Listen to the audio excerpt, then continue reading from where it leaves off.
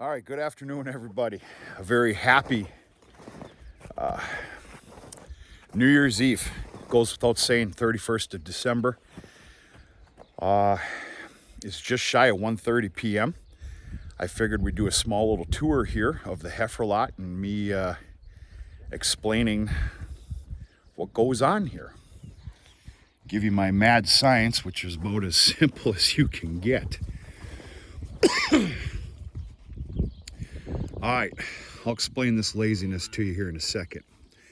First things first, this is the first time this entire yard of heifers on their own has been introduced to corn silage. I literally just brought this out here 1 minute ago. I have a feeling that I fed too much. I am going to find out. It's all about trial and error for me. I'm going to figure out and find out how many days a load can go. And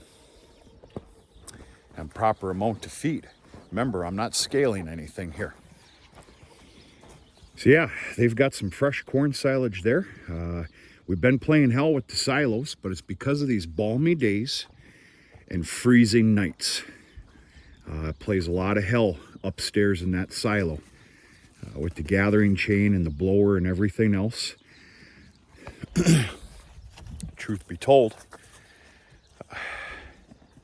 for silo operating, I'd rather it be zero consistently. But actually, we've got that weather coming. I think it's Sunday and Monday. Sunday and Monday, we've got -4, -5 coming. So, it continues to go well with a little extra effort. All right, let me explain this nonsense here. I found better last year that for a group this size, or lack thereof, you're better off actually leaving an amount of snow and buildup. Number one, it acts as a wall that they don't push it all over and everything else. That's the reason for this snow left in here.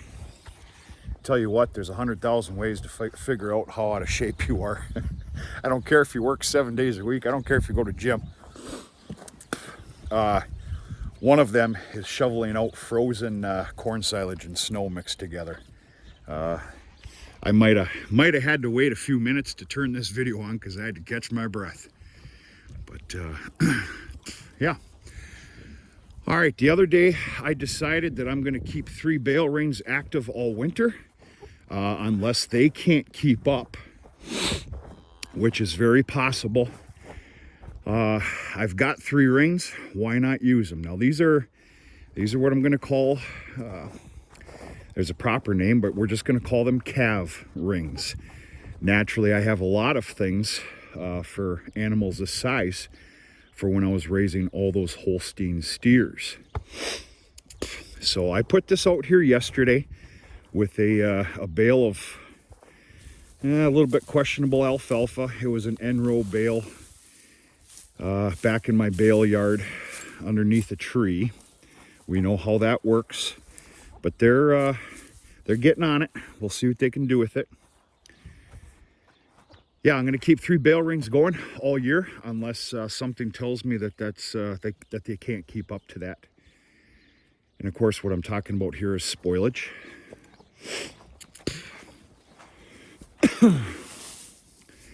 This is that pure second crop grass. I don't know about you in your parts of the country, but my second crop grass has got no taste to it. I know how goofy that sounds to some people. Second crop didn't turn out like it normally does around here. And I'm going to blame that on us. We flirted with a couple of sessions of drought. And I guess that's what I'm going to attribute it to.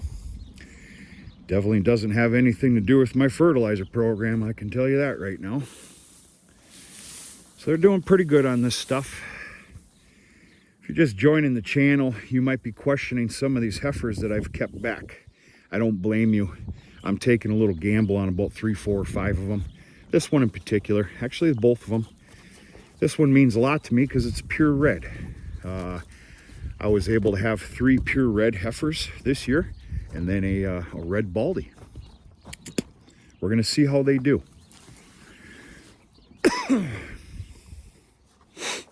Excuse me. I'm done with that cold flu sickness I had. Still starting, stuff's still starting to come up a little bit though. Finishing anyway. Okay, let's talk about their grain ration. Of course, they have full-time water.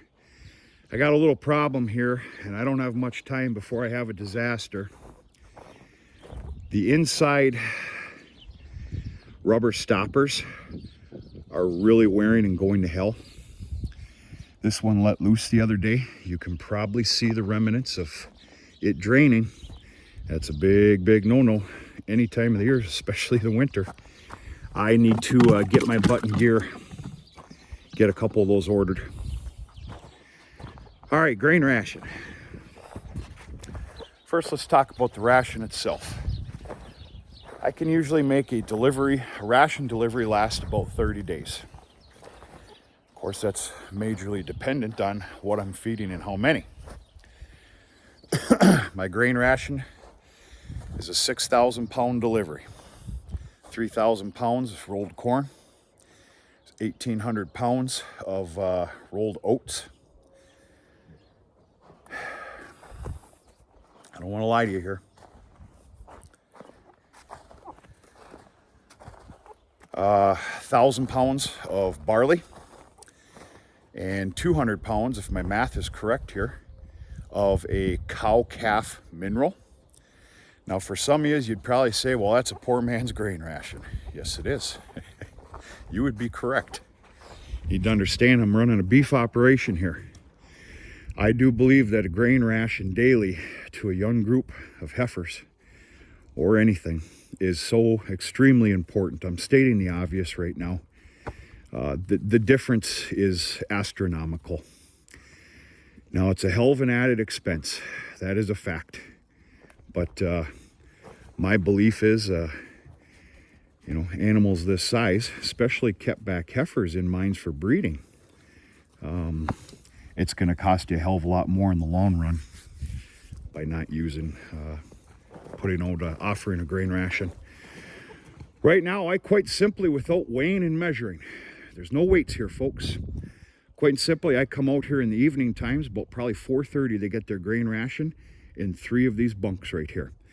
It's literally 3 full 5-gallon pails. That's not going to last long. In fact, I can see here in probably about another 3 weeks, I doubt 4. I'm most likely going to be bringing 4 pails out here and spreading the wealth in 4 bunks.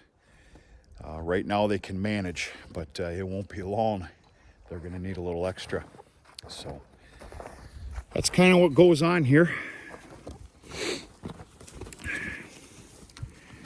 There's Tanner. Let's see if I can find 1147, who's got a right eye blind that I did not notice until wean off. 1147 is a pure black.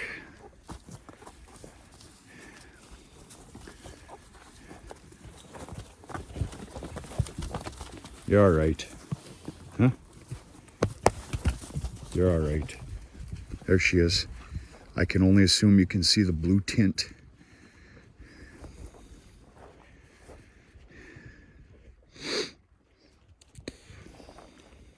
Right, girl? Yeah, I'm for positive you can see that.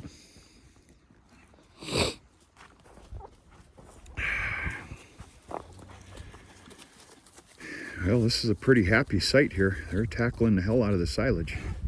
That's good. Let's see how they do. That coughing can quit, please.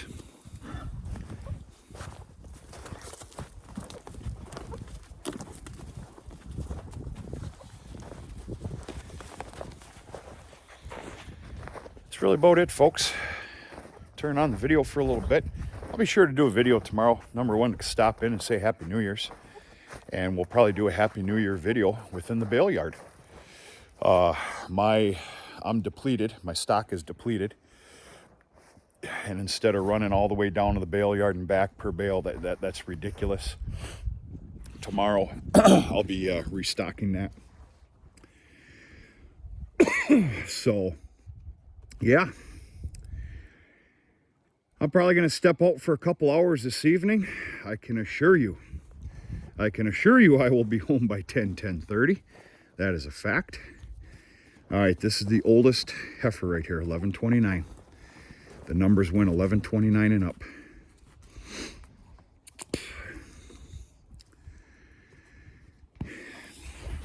Yeah, I'm gonna step out for a couple hours tonight, do some associating, whatever you want to call it. I don't know about all you out there, but I can only hope and assume, you know, for me, come New Year's, I don't get downright and corny, but I do have my additions and subtractions. Yes, I said that correctly. You know, like anybody else, been thinking about things the last few weeks, this year coming up, changes that need to be made, subtractions, some additions, wants, needs, all that other stuff. And all we can do is do our damnedest to try and follow what we set out to do. Personally, I'm looking very forward to this new year coming up.